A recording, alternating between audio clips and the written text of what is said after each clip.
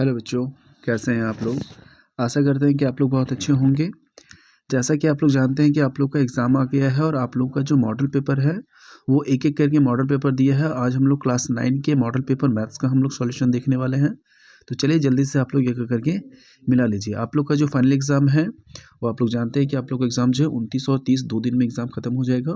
तो उसी का जो मॉडल पेपर गवर्नमेंट की तरफ से दिया गया है, चलिए जानते हैं इसको एक एक करके लाइन बाय लाइन सॉल्यूशन को समझते हैं। जैसे आप स्क्रीन पे देख रहे होंगे ये 24-25 का मॉडल पेपर है। हम पेन का कलर जो है थोड़ा रेड कर देते हैं ताकि आपको समझने में आसानी हो जाएगा। ठीक है, देखिए 24-25 का है और ये एमसीक्यू का है जो कि ये क्लास 9 का है, मैथ्स का है। फुल मार्क्स आपका 40 नंबर का रहेगा। समय जो है 1.5 घंटे का दिया जाएगा। आप लोग का एग्जाम शेड्यूल भी दे दिया गया है और साथ ही साथ मॉडल पेपर है, उसका सोल्यूशन हम लोग एक एक करके देखते हैं। टोटल जो है आपको 40 क्वेश्चन दिया जाएगा। प्रत्येक प्रश्न जो है अनिवार्य है और प्रत्येक प्रश्नों के लिए 1 नंबर रहेंगे और प्रत्येक में 4-4 ऑप्शन दिया हुआ रहेगा। ठीक है, चलिए आते हैं सीधा का सीधा क्वेश्चन पर आते हैं और एक एक करके जो है आप लोग सॉल्यूशन देखते हुए चलिएगा।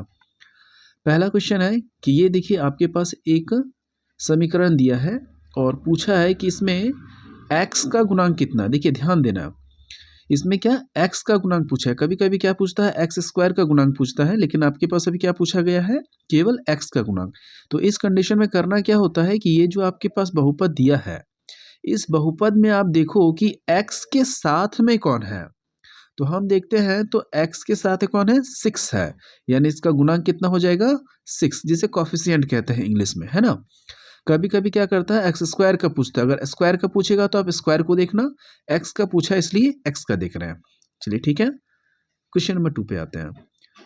निम्नलिखित में से कौन एक चर में बहुपद है। एक चर में बहुपद का मतलब है कि अगर x है तो केवल x होना चाहिए, y है तो केवल y होना चाहिए, मतलब एक ही टर्म का होना चाहिए। तो आप ऑप्शन देखिए और बताइएगा। तो पहला देखिए रूट में नहीं होना चाहिए, है ना। रूट और बिना रूट वाला दोनों अलग अलग डिफरेंस नंबर होता है, ध्यान रखिएगा। तो यहाँ देखिए पहला वाला हम देखते हैं ये x रूट में है और ये जो x है बिना रूट में है, यानी दोनों एक जैसा नहीं है। दूसरा हम देखिए रूट में है, तो रूट वाला टर्म जो होता है ना एक्स में, किसी भी बहुपद में अगर रूट में अगर एक्स वाई का टर्म है तो वो बहुपद नहीं कहलाता है ना, एक चर में बहुपद नहीं होता है। ये तीसरा वाला हम देखिए क्वेश्चन जो है मिसप्रिंट किया है, यहाँ जो रूट है वो एक्स का नहीं है, ठीक है ना, 3 तक ही है, ये एक्स तक नहीं होना चाहिए, मिसप्रिंट हो गया है। इसका आंसर जो है आपका सी नंबर का ही होगा, जिसमें एक्स स्क्वायर प्लस √3x, यानी रूट जो है एक्स पर नहीं होगा, ध्यान रहेगा। चलिए आगे बढ़ते हैं, क्वेश्चन नंबर 3 पर आते हैं। 3 में है x square minus 2x plus 5 बहुपद है। ये किस तरह का बहुपद है। देखिए ऑप्शन है रैखिक, द्विघातीय, त्रिघाती। तो घाती यानी कि पावर देखना है, तो पावर देखिए कितना है, 2 पावर है। जब 2 पावर होता है उसे क्या बोलते हैं, द्विघाती। 3 पावर होता तो त्रिघाती, और कोई भी पावर नहीं होता तो रैखिक। ठीक है ना, तो इस क्वेश्चन में क्या हो जाएगा, द्विघाती। आगे बढ़ते हैं, क्वेश्चन नंबर 4 देखिए हम समझा देंगे, आप लोग खुद ऑप्शन के हिसाब से टिक मार दीजिएगा। लिखा है 99 का स्क्वायर माइनस 98 का स्क्वायर। मतलब क्या है कि इसे आप a मान लीजिए और इसे b मान लीजिए, यानी a का स्क्वायर माइनस b का स्क्वायर। तो आप लोग फॉर्मूला जानते हो, अगर कभी ऐसा रहता है तो हम लोग क्या करते हैं, a माइनस बी और a प्लस बी, यानी एक बार क्या करेंगे 99 प्लस 98, दोनों को एक बार जोड़ेंगे, है ना, और एक बार क्या करेंगे 99 माइनस 98, और दोनों को क्या करना है, मल्टीपल कर देना है। तो आप लोग जैसे जानते हो अगर 99 में से 98 जोड़ेंगे तो आएगा 197, है ना। 99 प्लस 98 यानी 197 आ जाएगा, और वापस करेंगे 99 माइनस 98 तो आ जाएगा 1, यानी कि 197 इंटू 1, तो गुना करने पर कितना आ जाएगा 197 ही। ठीक है, क्वेश्चन नंबर आते हैं 5 में। देखिए 5 में आपके पास दिया है 1 2 यानी 1 2 माइनस 2 और माइनस 3, 2 और माइनस 3। अब देखिए सवाल है, ये जो तीनों पॉइंट है क्या ये पहला चतुर्थान में है, क्या ये तीसरा चतुर्थान में है, क्या ये चौथा चतुर्थान में है। तो ना तो ये पहला में है, ना ही दूसरा में है, ना ही तीसरा में है, ना ही चौथा में है। ये क्या है, अलग अलग में स्थित है, यानी एक ही चतुर्थान में स्थित नहीं है। ठीक है ना, क्वेश्चन नंबर 6 पे आते हैं। 6 में बोला है कि एक्स अक्ष से इस वाला पॉइंट की दूरी कितनी है। तो देखिए सबसे पहले क्या करो, ये आप जानते हो कि ये जो है एक्स अक्ष है और ये क्या है वाई अक्ष है। तो आपके पास एक पॉइंट दिया है -3 और 5। तो -3 और 5 अगर देखोगे तो कुछ देखिए, -3 इधर होगा और 5 कहीं पर यहाँ पर होगा, ये कर्व ऐसे कटेगा, है ना, यहाँ पे कोई पॉइंट होना चाहिए। तो कह रहा है कि ये जो पॉइंट बना है कितना से दूरी है, एक्स अक्ष से दूरी पूछ रहा है। तो एक्स अक्ष देखिए यहाँ से है ना, तो ये एक्स अक्ष यहाँ पे हो गया ना। तो एक्स अक्ष से इस वाला पॉइंट की दूरी कितना है, यहाँ से यहाँ तक डिस्टेंस कितना है, 5 का है। इसलिए आंसर कितना हो जाएगा, 5 का। ठीक है, दूसरा देखिए, यानी क्वेश्चन नंबर 7 देखिएगा। रेखा पर कोई भी बिंदु इस प्रकार है, इस प्रकार माने x बराबर y है, यानी x की जगह पे हम y इस्तेमाल कर सकते हैं और y की जगह पे x इस्तेमाल कर सकते हैं। तो इसमें से कौन सा ऑप्शन जो है वो सही होगा। तो देखिए, ऐसा कंडीशन अगर रहता है तो इसके जगह पे क्या है कि दोनों का दोनों जो डिजिट है वो प्लस में होना चाहिए, मैंने x का वैल्यू भी प्लस, y का वैल्यू भी प्लस में होना चाहिए। देखिए यहाँ पे ना ABCD का के 0K K0 और के जो दिया है, इसका मतलब क्या है, यहाँ पे डिजिट है, कोई नंबर है, कोई नंबर का डिजिट दिया हुआ है। तो आपको वहाँ का डिजिट मत देखिए, आप केवल साइन देखिए। देखिए एक्स का वैल्यू प्लस में है, वाई का वैल्यू माइनस में है। एक्स का वैल्यू नहीं है, यहाँ पे अक्ष पर है, ये भी अक्ष पर है, तो अक्ष तो होगा नहीं, ठीक है ना, ये दोनों पॉइंट होगा नहीं, यानी सी और जो बी है वो होगा नहीं। तो क्या है, x बराबर y है, यानी कि दोनों पोजीशन क्या होना चाहिए, प्लस, यानी x का वैल्यू भी प्लस होना चाहिए, y का वैल्यू भी प्लस होना चाहिए, यानी ऑप्शन हो जाएगा आपका ऑप्शन नंबर डी। ठीक है, समझ में आ रहा होगा। आगे बढ़ते हैं, समीकरण आते हैं, यानी कि दिखा है समीकरण ये जो दिया है इसमें किसका हल होगा। तो ऐसा क्वेश्चन अक्सर एग्जाम में देता है ना। तो क्या करना है, ऐसा सवाल को ऑप्शन से आपको मिलाना है। पहले ऑप्शन को मिलाइए, पहला ऑप्शन मिलाते हैं, x का वैल्यू 2 और y का वैल्यू भी 2। तो x की जगह पे 2 रखना है, y की जगह पे 2 रखना है, और कितना देखना है कि इसमें 6 आना चाहिए।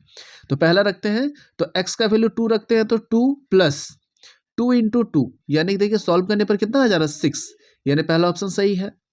दूसरा ऑप्शन मिलाते हैं, तो दूसरा ऑप्शन देखिए x का वैल्यू 0 और y का वैल्यू 3, ये 0 हो जाएगा, 3 प्लस 2 प्लस 3 तो 6 बराबर 6, ये भी सही और ये भी सही हो जाएगा, यानी कि इनमें से क्या है, सभी सही है। ठीक है ना, ध्यान रहेगा।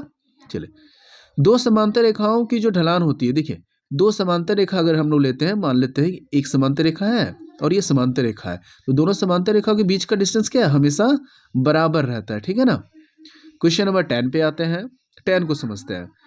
जिस आयत की सभी भुजाएं बराबर हो, जिस आयत की सभी भुजाएं क्या होनी चाहिए, अगर बराबर होती है तो उसे क्या कहते हैं, उसे वर्ग कहते हैं। आयत है, सभी भुजाएं बराबर होगा तो उसे वर्ग कहते हैं। ठीक है, आगे बढ़ते हैं, क्वेश्चन नंबर 11 में आते हैं।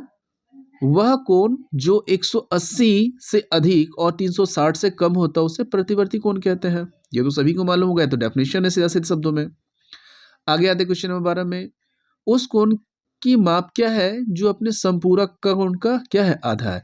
इस वाला सवाल को जरा समझिए, ऐसे इसका जो आंसर है वो 60 डिग्री का होगा, कैसे होगा वो समझिए।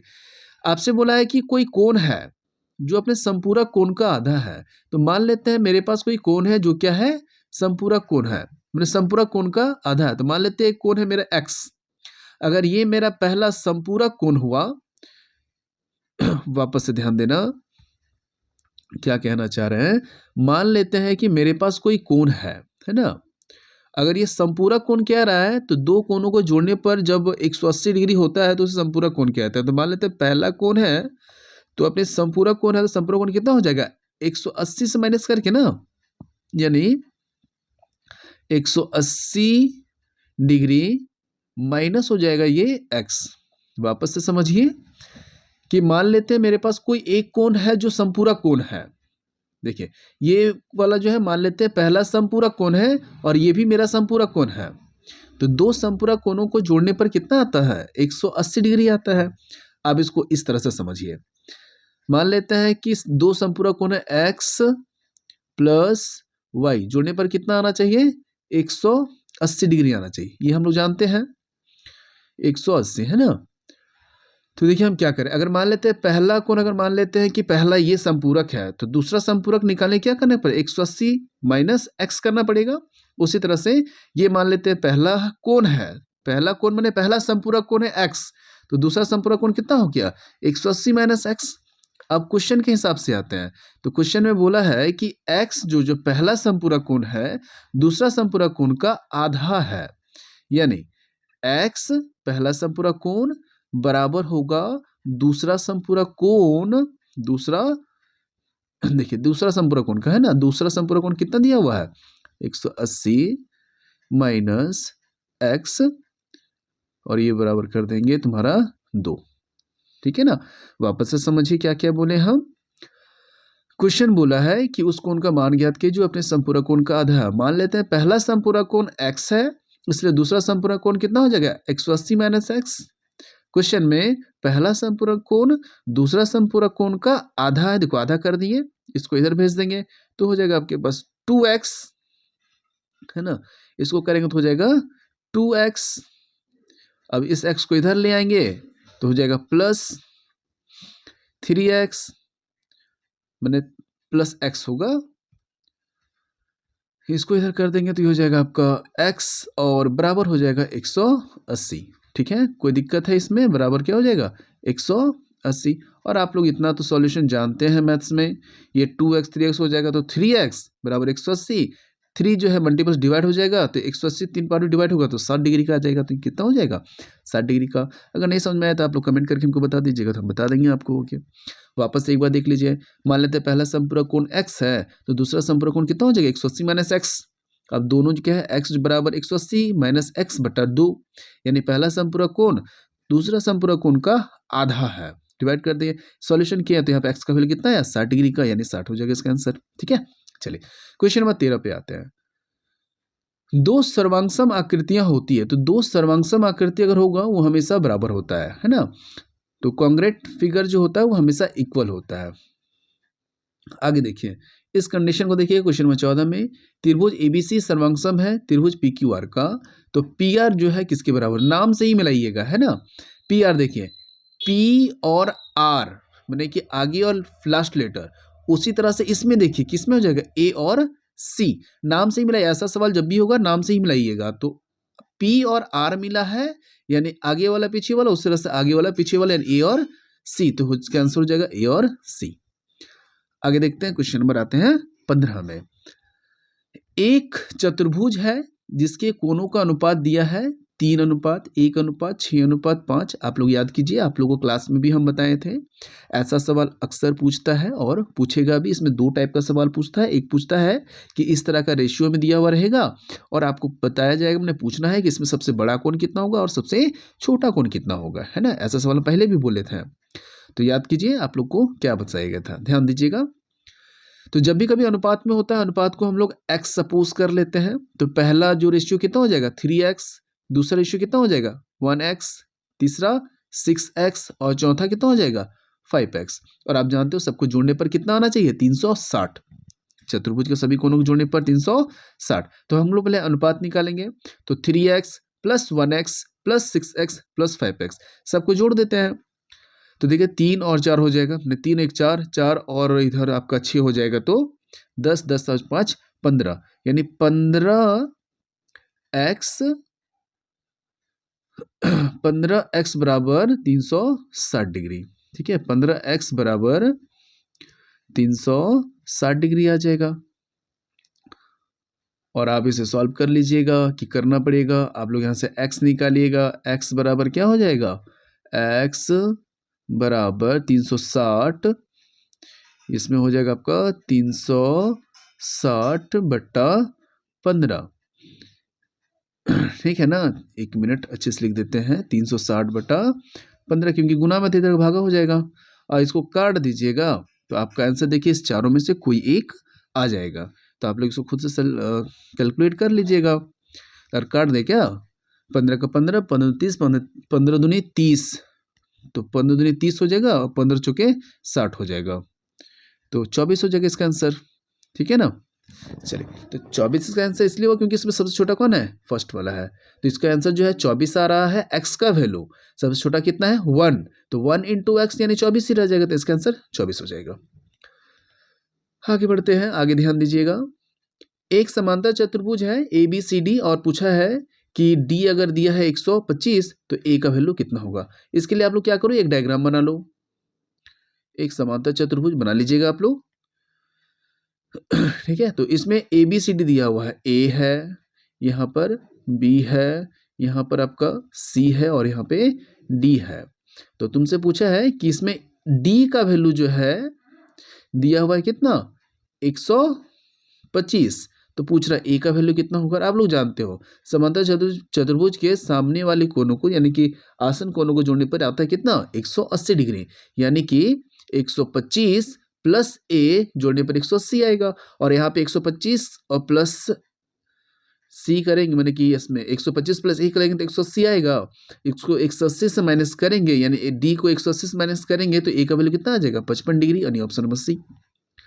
आगे देखते हैं, दो समांतर चतुर्भुज बराबर आधार है। देखिए दो समांतर चतुर्भुज है और दोनों का बराबर आधार है, साथ साथ एक ही समांतर रेखा के बीच में, यानी दोनों का क्षेत्रफल क्या होगा, इक्वल होगा। जितना पहला वाला का आएगा उतना दूसरे वाला का आएगा, दोनों को रेशियो निकाले, कट छट का 1/1 हो जाएगा, है ना। देखिए साफ शब्दों में दो समांतर चतुर्भुज है, दोनों का आधार भी एक है और एक ही समांतर रेखा है। तो जब दोनों का एरिया निकालेंगे तो दोनों का एरिया सेम आएगा। मान लेते पहले का एरिया 5 आ गया, दूसरा का भी एरिया 5 आएगा, दोनों का अनुपात निकालें, कट के 1/1 हो जाएगा, रेशियो कितना हो जाएगा 1/1, यानी 1:1। ठीक है, क्वेश्चन नंबर 18 पे आते हैं। वृत्तखंड एक चाप तथा डैश के बीच का भाग होता है। तो जो वृत्तखंड आप लोग समझते होंगे, ठीक है, नहीं समझते हैं देखिएगा, एक वृत्त है, वापस से देखिएगा, है ना। देखिए एक वृत्त बना लीजिए, ये वृत्त आपका सर्कल में नहीं बना है, हम एक सर्कल में बना देते हैं आप लोगों को, ध्यान दीजिएगा, एकदम ध्यान समझिए, ठीक है ना। ये एक वृत्त है ना, और इसमें क्या रहा है कि इसका वृत्तखंड, तो देखिए इसमें एक वृत्त है और इसमें अगर इस तरह से अगर हम चाप खींच देते हैं तो ये क्या कहलाए, छोटा हिस्सा जो नीचे है ना, ये होता है वृत्तखंड। तो वृत्तखंड जो बनता है वो एक चाप से बनता है ना। देखिए ये चाप हो गया, नीचे का है चाप, और ये जो लाइन खींची इसको कहते हैं जीवा। तो जब भी वृत्तखंड बनता है वो एक चाप और जीवा से बनता है, यानी इसका आंसर क्या हो जाएगा, जीवा। ठीक है, आगे बढ़ते हैं। कह रहा है कि वृत्त की एक जीवा की लंबाई 8 सेंटीमीटर है और त्रिज्या कितना है, 5 सेंटीमीटर है। तो जीवा से केंद्र की दूरी याद करें। आप इसी को समझिए, इसी सवाल को इसी में देख लीजिए, क्वेश्चन को समझते हैं, है ना, इसी डायग्राम में समझिएगा। इसमें देखिए क्या बोला है कि एक जीवा की लंबाई 8 है। आप ये देखिए, ये जो जीवा है, ये वाला जो जीवा खींचा गया है, इसकी लंबाई कितना है, 8 है, और यहाँ पे एक केंद्र है। तो केंद्र जो है इसकी लंबाई कितना है, केंद्र से माने कि त्रिज्या जो है वो कितना है, 5 है, यानी ये त्रिज्या होगी आपका 5।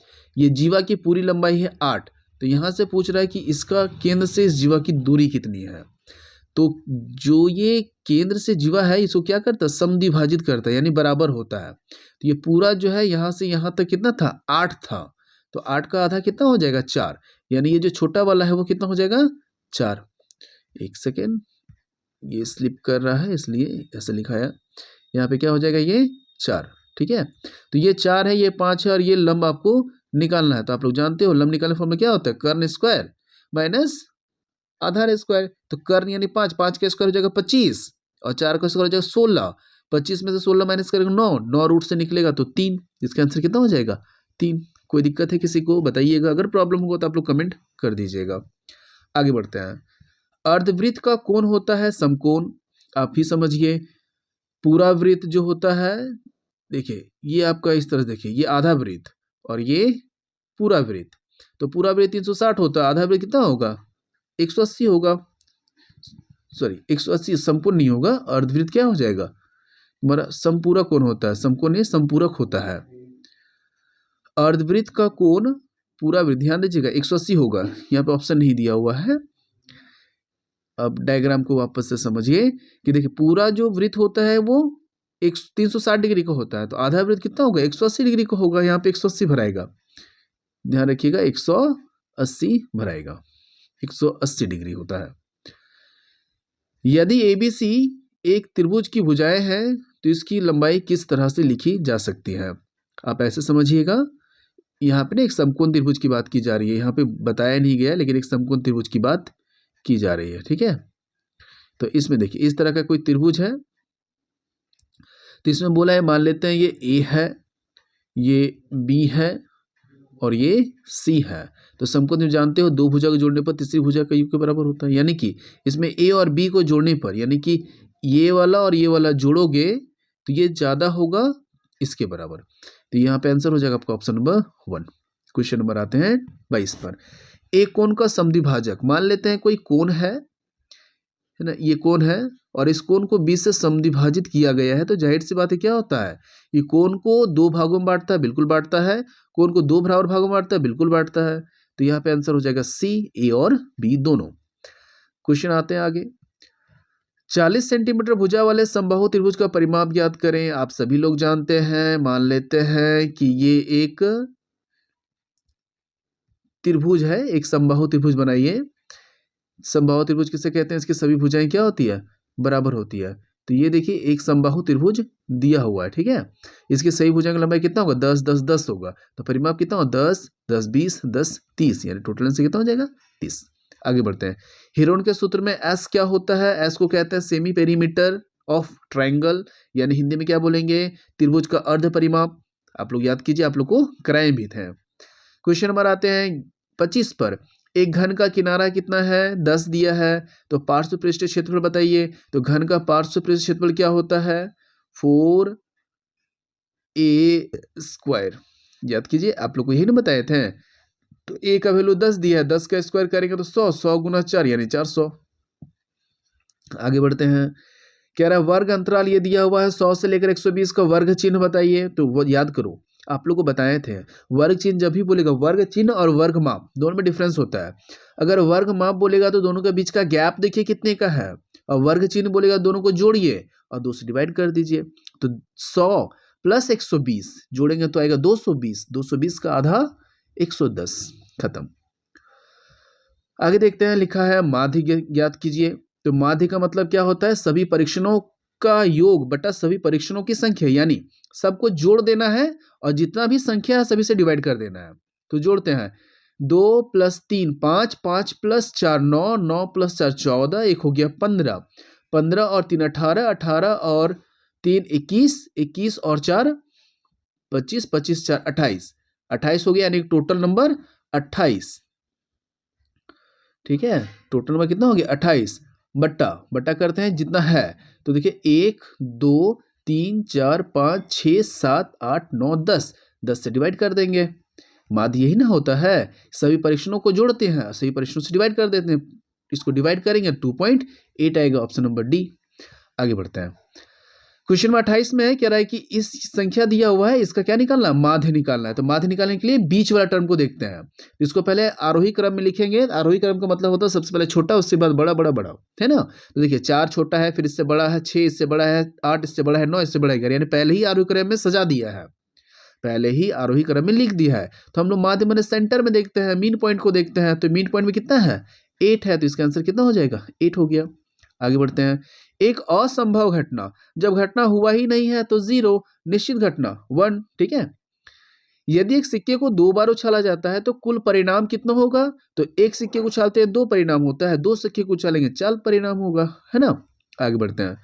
निम्नलिखित में से दशमलव प्रसार बताइए किसका शांत होगा। यानी दशमलव प्रसार का मतलब है कि डिवाइड करोगे तो किसका जो पूरी तरह से कट जाना चाहिए। 1/11, 9/25, 3/13। तो देखिए आप लोग याद करो, हम बोले थे कि जिस भी संख्या के नीचे वाला टर्म को एलसीएम लेना है। देखिए 1/11, 9/25, 3/15, नीचे वाला टर्म में से क्या है कि 2 और 5 होना चाहिए। देखिए एक तरीका होता है, आप कोई भी नंबर लीजिए, जैसे हम इसका सेकेंड नंबर लेते हैं, 9/25 लिखा है। तो करना क्या है, नीचे वाला जो नंबर है ना, नीचे वाला नंबर, इसका एलसीएम लेना है। अगर एलसीएम में केवल 2 का अभाज्य 2 ही केवल आता है अभाज्य गुणनखंड में, या केवल 5 आता है, तो वैसी संख्या क्या होती है, सम संख्या होती है। तो इसमें क्या हो जाएगा, option number B. Question number आते हैं 32 पर। लिखा है कि इसमें जो है ना, इसका शून्यक निकालना। याद करो, आप लोगों को शून्यक निकालने के लिए क्या बोले थे, इसको 0 से इक्वेट करने के लिए, यानी 3x - 2 बराबर क्या कर देंगे, 0 के बराबर कर देंगे, है ना। तो 0 के बराबर करेंगे, यहाँ से x का वैल्यू निकालना। तो यहाँ से x का वैल्यू निकलेगा, कितना हो जाएगा, देखिए x का वैल्यू निकलेगा तो यहाँ पे 2 माइनस हो जाएगा प्लस में, और ये इंटू में हो जाएगा डिवाइड में, यानी 2/3। तो आंसर हो जाएगा आपका ऑप्शन नंबर सी। कोई दिक्कत है किसी को? क्वेश्चन नंबर 33 जो है ना हम आप लोग के लिए छोड़ देंगे। क्यों छोड़ देंगे? क्योंकि कई बार इस सवालों को हम बताए हैं। आपको क्या करना है, इस बीच वाला टर्म को ब्रेक करना है, दो पार्ट्स में ब्रेक करना है और उसके बाद क्या है, बीच में जो है उसे दो पार्ट में इस तरह से ब्रेक करना है कि मल्टीपल करने के बाद इसका इसका मल्टीपल में आ जाए। हम ये आप लोग को छोड़ देते हैं, आप लोग कमेंट करके हमको बताइएगा। देखिए ऐसा ही सेम सवाल आपके फाइनल एग्जाम में भी रहने वाला है, ठीक है ना। मॉडल पेपर आपका 2025 का मॉडल पेपर है, तो आप लोग ध्यान से जरूर देखिएगा। आगे बढ़ते हैं। देखिए बहुत ज़्यादा ही आसान सवाल है, अगर आप लोग क्लास में कंटिन्यू होंगे तो आप लोग को मालूम होगा, ऐसा सवाल हम कई बार कराए हैं और ऐसा ही एग्जाम में आता भी है। देखिए इसमें आपको दिया और पूछा है कि इसमें भुज कौन है, तो इसमें x को x और y, पहला वाला होता है x, दूसरा वाला होता है y, यानी पहला वाला जो है x है, दूसरा वाला y है, और x को कहते हैं भुज, y को कहते हैं कोटि। तो भुज कितना है, -2, ठीक है। देखिए एक समीकरण दिया है 35 नंबर सवाल में, देखिए कि ये पॉइंट है, तो आपको अभी बताएं, पहला वाला x, दूसरा वाला y, और इस पर आपको बैठाना है और यहाँ से आपको किसको वैल्यू निकालना है, a का वैल्यू निकालना है। तो देखिए क्लियर बैठाते हैं, x के जगह पे 3 बैठाएंगे, y के जगह पे 4 बैठाएंगे। तो देखिए 3 इंटू वाई है, y यानी 4, 3 चौके हो गया 12, ठीक है 12 हो गया ना। a इंटू एक्स, एक्स कितना है 3, तो हो जाएगा 3a + 7, तो 12 इधर है, 3 चौके 12, ये देखिए इसको गुना करके कितना आया था, ये आपका आया था 12, बराबर करेंगे a इंटू एक्स, तो a कितना है नहीं पता, x का वैल्यू 3, तो हो जाएगा आपका 3a, और यहाँ पे +7, ठीक है ना। कोई दिक्कत है इसमें, +7, तो 7 जाके माइनस हो जाएगा, तो 12 में से 7 चला गया, कितना बचेगा, 6 बच जाएगा, 6 नहीं आपका 5 बचेगा, है ना। तो इसमें आपका हो जाएगा 5 बराबर हो जाएगा आपका 3a। आप लोग जानते हैं सॉल्यूशन है, नॉर्मल सॉल्यूशन है, a निकालेंगे 5/3, ऑप्शन नंबर सी। आगे बढ़ते हैं। ये सवाल भी कई बार बताया है, 55 डिग्री का पूरक कोण बताइए। तो पूरक का मतलब होता है 90 डिग्री से माइनस करना, और समपूरक का मतलब होता है 180 डिग्री से माइनस करना। जब भी पूरक कोण निकाले बोलेगा तो दिए हुए कोण को आपको 90 से माइनस करना है, और अगर समपूरक बोलेगा तो 180 से। तो इसको देखिए 90 से माइनस कीजिए तो कितना आ जाएगा, इसमें आपका 55, 5 जोड़ेंगे तो 60, 70, 80, यानी कि आपका ऑप्शन नंबर बी है ना। इसमें देखिए माइनस करके देखिए 90 आ जाना चाहिए, तो 55 हो जाएगा आपका 60, 70, 80, 90, यानी ऑप्शन नंबर बी हो जाएगा इसका आंसर, ठीक है ना। आगे बढ़ते हैं। क्वेश्चन नंबर 37 पे आते हैं। 37 में क्या बोला है कि ABC एक त्रिभुज है। तो आप लोग क्या करो, सबसे पहले ABC एक त्रिभुज बना दो, और आप लोग याद करो ये सवाल रिपीट सवाल है, आपके एग्जाम में बताए थे। इसमें बोला है, पहले लिख देते हैं A, और यहाँ पे है B, यहाँ पे है C, है ना। एक ABC त्रिभुज है, इसमें बोला है कि AB जो है वो बराबर है BC का, AB बराबर BC, और साथ ही साथ बोला है, अरे साथ ही साथ बोला है कि जो B है वो कितना है 70 डिग्री का। तो आपसे पूछा है कि A कितना होगा, यही दिया हो ना, वापस से मिला लेते हैं। ABC एक त्रिभुज है, ABC एक त्रिभुज है, और इसमें AB बराबर BC दिया हुआ है, और एंगल B जो है वो आपका 70 डिग्री का। तुमसे पूछा गया है कि A का कितना, जितना A होगा उतना ही C होगा। तो मान लेते हैं ये X है, तो ये भी X हो जाएगा। और त्रिभुज सभी कोणों को जोड़ने पर कितना आता है, 180 डिग्री, है ना। त्रिभुज के तीनों कोणों को जोड़ने पर कितना आता है, 180 डिग्री आता है। तो मान लेते हैं ये वाला x है, तो ये भी हो जाएगा x, ये हो जाएगा 70, x प्लस 70 बराबर 180। तो x हो जाएगा आपका कितना 2x, ये हो जाएगा आपका 2x प्लस 70 डिग्री, और ये आपका कितना 180 के बराबर। तो आप लोग भी जानते हो इसको 180 के बराबर कर देते हैं, 180 के बराबर लिखा नहीं रहा है, थोड़ा सा 180, यहाँ 70 जो है माइनस हो जाएगा, तो कितना हो जाएगा 110। इसको आप लोग कैलकुलेट करके आप लोग खुद से निकाल लीजिएगा कैसे निकलेगा। ये हो जाएगा आपका 2x, तो यहाँ पे आप माइनस कर लेना, 180 में से 70 माइनस होगा कितना हो जाएगा 110, और 110 अगर आप लोग 2 से डिवाइड करना होगा तो कितना आ जाएगा आपका इसमें ऑप्शन में तो हमको दिख नहीं रहा है, वो दिख नहीं रहा है इसमें। आप लोग इसको एक बार बना लीजिएगा। सॉरी, ऑप्शन में दिया है, हम किसी और का ऑप्शन देख रहे हैं, आपका 55 डिग्री हो जाएगा। सॉरी, हम इसमें ऑप्शन में देख रहे थे इसलिए हमको लगा कि इसमें है, ठीक है ना। तो ये आपका 55 डिग्री हो जाएगा। समझ में आया ये सवाल। ABC एक त्रिभुज है जिसमें B दिया था 70 और ये बराबर दिया था, जाहिर सी बात है A बराबर हो जाएगा C, क्योंकि समद्विबाहु त्रिभुज है। सभी को जोड़ दिए हैं तो x + 70, तो ये x 2x + 70 बराबर है 180, माइनस किए 70 तो 110, 2 हो जाएगा गुना में, इधर आके भागा, कटने पर आ जाएगा 55 डिग्री, आंसर हो जाएगा आपका C। देखिए ये सवाल हम छोड़ देंगे, आप लोग खुद से ट्राई कीजिएगा। क्यों, देखिएगा 75 90 + 75 बोल रहा है कि इसमें चौथा कोण कितना होगा। तो एक चतुर्भुज का 4 कोण होता है, सभी को जोड़ने पर कितना आता है, 360 डिग्री का आता है। तो आपसे पूछा गया है कि बताइए चौथा कोण कितना होगा, है ना। हम देखिए डायग्राम हम बना देते हैं आपको। यहाँ पे कह रहा है कि इस तरह का एक चतुर्भुज है, वापस से देखिएगा, एक चतुर्भुज है ना। देखिए एक इस तरह का एक चतुर्भुज है और आपसे बोल रहा है कि पहला कोण दिया हुआ है यहाँ पे 75 डिग्री, ये दिया हुआ है 90 डिग्री, ये दिया हुआ है फिर से 75 डिग्री, और ये आपसे चौथा कोण पूछ रहा है कितना होगा। तो आप जानते हैं सभी कोण को जोड़ने पर कितना 360 डिग्री आता है, तो आप सभी को जोड़कर 360 से माइनस कर ही सकते हो। इतना तो आप लोग जानते हो, इतना आप लोग खुद से कर लीजिएगा। आगे आते हैं 39 पर। कह रहा है 5 की बारंबारता बताइए। ये आंकड़ा दिया हुआ है यहाँ से लेकर यहाँ तक 5 की बारंबारता, यानी 5 कितने बार आया है गिनिए। 1 2 3 4 5 6 7, यानी कितने बार है, 7 बार। तो आंसर हो जाएगा 7। कोई दिक्कत है किसी को? आगे बढ़ते हैं। एक सिक्के को 100 बार उछाला जाता है, पट आता है 60 बार, तो चीत आने की प्रायिकता पूछ रहा है। तो बताइए 100 बार उछालते हैं, 60 बार आता है पट, कितने बार चीत आएगा, 40 बार आएगा। तो 40 बार आया है आपका चीत, तो चीत की ही पूछा है, तो जितना आया है उसको ऊपर और टोटल को नीचे, यानी 40/100। बाकी काट छाट का आप आंसर ला सकते हो। तो आंसर दिया है आपको ऑप्शन नंबर बी 40/100। तो ये आपका मैथ्स का है, तो आप लोग इसको देख लीजिएगा। आप लोग का मैथ्स का यही दिया हुआ है। जल्दी से हम सारा सॉल्यूशन जो आपको एक एक करके डाल देंगे समझाते हुए। आशा करते हैं आपको समझ में आएगा। आप लोग एग्जाम अच्छे से तैयारी कीजिए। फिर मिलते हैं दूसरे वीडियो में, तब तक के लिए जय हिंद।